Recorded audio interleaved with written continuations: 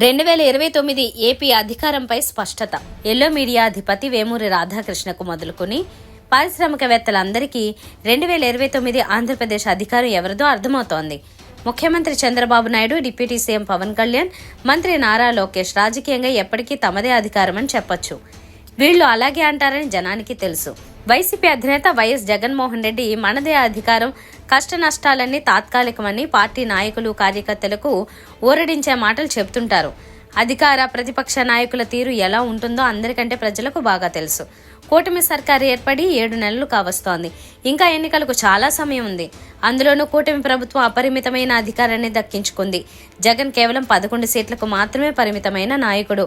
భవిష్యత్తులో కోలుకోలేరని ఓడిపోయిన తొలి రోజుల్లో అంతా అనుకున్న మాట నిజం. కానీ 2029లో ఏపీ అధికారం ఎవరిదో టీడీపీ అనుకూల మీడియాధిపతి ఆర్కేతో పాటు పారిశ్రామికవేత్తలు చెప్పడం విశేషం. జగన్ను రాజకీయంగా అష్టదిగ్బంధనం చేయకపోతే మళ్లీ అతనిదే అధికారమని ఆర్కే హెచ్చరికలు ఒకవైపు, వైసీపీ అధినేత మళ్లీ సీఎం కాలేరని ఉత్తితి మాటలు చెప్పడం కాదు, బాండ్ పేపర్పై సంతకం చేయాలని మంత్రి నారా లోకేష్ స్వయంగా చెప్పడం గమనార్హం. దీన్ని బట్టి జగన్ మళ్లీ పుంజుకుంటున్నారని, అధికారానికి చేరువ అవుతున్నాడని కేవలం 7 నెలల్లోనే వీళ్లంతా గ్రహించారంటే అప్రమత్తం కావాల్సింది ఎవరు? అసలేం జరుగుతున్నదో కూటమి ప్రభుత్వ పెద్దలకు కూడా దిక్కు తోస్తున్నట్టుగా లేదు. పేర్ని నాని ముందస్తు బెయిల్పై నేడు విచారణ. రేషన్ బియ్యం మిస్సింగ్ కేసులో పిటిషన్ దాఖలు చేసిన మంత్రి పేర్ని నాని విషయంలో హైకోర్టులో నేడు కీలక విచారణ జరగనుంది.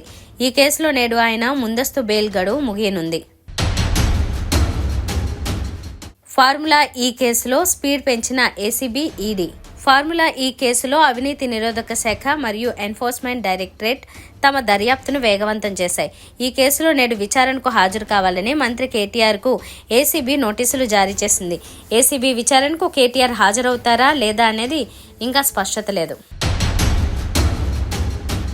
నేడు చర్లపల్లి రైల్వే టెర్మినల్ ప్రారంభోత్సవం. చర్లపల్లి రైల్వే టెర్మినల్ నేడు అధికారికంగా ప్రారంభం కానుంది. ఈ కార్యక్రమాన్ని ప్రధాని నరేంద్ర మోదీ వర్చువల్గా ప్రారంభించనున్నారు. ఈ వేడుకకు గవర్నర్ మరియు ముఖ్యమంత్రి రేవంత్ రెడ్డి హాజరు కానున్నారు. నేడు కుప్పం నియోజకవర్గానికి సీఎం చంద్రబాబు నాయుడు కుప్పంలో 2 రోజుల పాటు పర్యటించనున్నారు. పలు అభివృద్ధి పనులకు ప్రారంభోత్సవాలు చేయడంతో పాటు శంకుస్థాపన కార్యక్రమాలు చేపట్టనున్నారు.